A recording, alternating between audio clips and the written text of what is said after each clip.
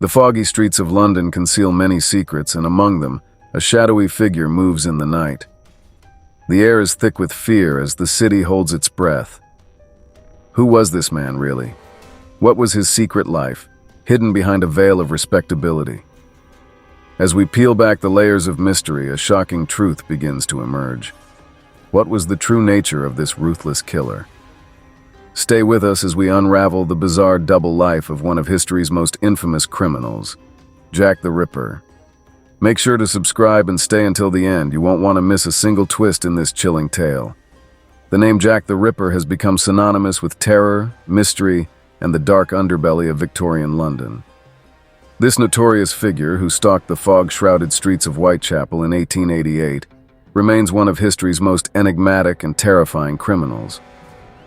But what if Jack the Ripper wasn't just a ruthless killer, but also someone who led a bizarre double life? A life that was as incongruous with his gruesome deeds as it was intriguing.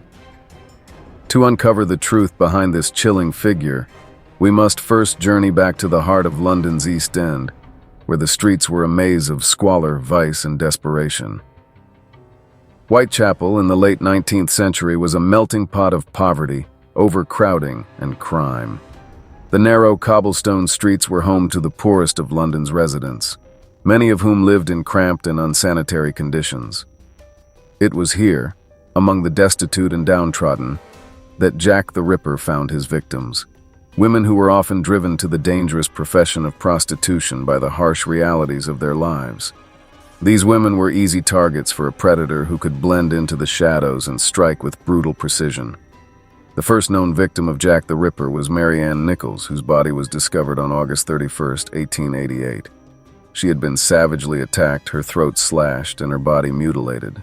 The nature of the crime shocked the public, but it was only the beginning. Over the next few months, the Ripper claimed the lives of at least 4 more women: Annie Chapman, Elizabeth Stride, Catherine Eddowes, and Mary Jane Kelly. Each murder was more gruesome than the last, and the killer's ability to evade capture only added to the growing fear and hysteria. The police were baffled by the Ripper's methods. Despite the intense manhunt, the killer seemed to vanish into thin air after each murder, leaving behind no clues that could lead to his capture. The brutality of the crimes, combined with the Ripper's apparent medical knowledge, led many to believe that he was a man of some standing, someone who could walk the streets without arousing suspicion, yet possessed the skills to commit such heinous acts. But what if the truth was even stranger than that? As the investigation dragged on, numerous theories emerged about the true identity of Jack the Ripper. Some suggested that he was a member of the aristocracy, while others believed he was a doctor or a butcher. Yet, despite the myriad of suspects, no one could have imagined the possibility that the Ripper might have been living a double life, one that allowed him to move seamlessly between the respectable society of the upper classes and the dark, violent world of Whitechapel. What would drive such a man to lead this double life? Was it a deep-seated psychological disturbance, or perhaps a twisted sense of justice that led him to target the vulnerable women of Whitechapel, someone with medical training, who was able to hide his true nature behind a facade of respectability? This would explain his knowledge of anatomy and the precision with which he carried out his crimes. It would also account for his ability to disappear so easily after each murder, returning to his other life, where no one would suspect him of being anything other than what he appeared to be. But there is also the possibility that the Ripper's double life was not just about concealing his identity, but was in fact the very thing that drove him to kill. In this way, Jack the Ripper could have been both the predator and the prey, pursuing his dark urges while simultaneously being pursued by the guilt and fear of discovery. As the police continued their investigation, the public became increasingly frustrated with the lack of progress. The Ripper's murders were a constant topic of conversation in the newspapers, and the growing media frenzy only added to the sense of unease that gripped the city. The police received hundreds of letters from individuals claiming to be the killer, but most of these were quickly dismissed as hoaxes. However, there were a few letters that stood out, letters that seemed to come from someone with intimate knowledge of the crimes. One of the most famous of these was the Dear Boss letter, which was received by the Central News Agency on September 27, 1888. In it, the writer taunted the police and claimed responsibility for the murders, signing off with the now infamous name, Jack the Ripper. The letter was initially thought to be another hoax, but when Catherine Eddowes was found murdered just days later, with injuries that matched the writer's description, it became clear that the letter was genuine. The Dear Boss letter was followed by another, known as the Saucy Jackie postcard, which provided further details about the murders. The letters only deepened the public's fascination with the case, fueling endless speculation about the true identity of the killer. As the murders continued, the police began to focus their investigation on a number of key suspects. Among them was a man named Montague John Druitt, a barrister and schoolteacher who was found drowned in the Thames just weeks after the last known Ripper murder. Druitt was reportedly from a respectable background, but he had also shown signs of mental instability in the months leading up to his death. Could he have been living a double life, hiding his murderous activities behind a veneer of respectability?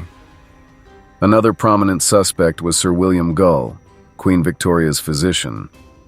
Gull was a highly respected figure, and the idea that he could have been Jack the Ripper seemed almost unthinkable. However, some conspiracy theories suggest that Gull was part of a secretive group within the British establishment, and that the Ripper murders were carried out as part of a cover-up involving members of the royal family. While there is little evidence to support these theories, they have captured the public imagination and added to the aura of mystery surrounding the case. In the years since the murders, countless theories have been put forward about the identity of Jack the Ripper. From doctors to aristocrats to butchers, the list of suspects is long and varied. Yet despite the extensive investigations, the true identity of the Ripper has never been conclusively proven. The idea that he led a double life, presenting one face to the world while hiding his true nature in the shadows, remains one of the most compelling explanations for how he was able to evade capture for so long. As we reflect on the bizarre double life of Jack the Ripper, we are left with more questions than answers. Was he a man of status and education, hiding his dark side behind a mask of respectability? Or was he someone who simply knew how to navigate the contrasting worlds of Victorian London? The truth may never be known, but the legacy of Jack the Ripper lives on as one of the most enduring mysteries in criminal history. Jack the Ripper's story is not just one of violence and terror. It is also a tale of how the human mind can compartmentalize the most horrific of actions, creating a duality that allows a person to exist in two worlds at once. His ability to lead a double life, one that was both respectable and monstrous, remains a chilling reminder of the potential darkness that can lurk within even the most outwardly ordinary individuals. As we close the book on this chapter of history, the question lingers. Could Jack the Ripper have been someone who walked among us by day, only to reveal his true nature under the cover of night? The answer remains shrouded in mystery, just as the foggy streets of Whitechapel once concealed the Ripper's every move. And perhaps that is where the story of Jack the Ripper will always belong. In the shadows, where the line between respectability and ruthlessness is as thin as the fog itself. If you were captivated by this journey into the dark and twisted double life of Jack the Ripper, make sure to subscribe to our channel for more chilling tales and mysteries from history's most notorious figures. What do you think? Was Jack the Ripper someone hiding in plain sight? Drop your thoughts in the comments below and let's unravel this mystery together. Thanks for watching, and remember to stay curious.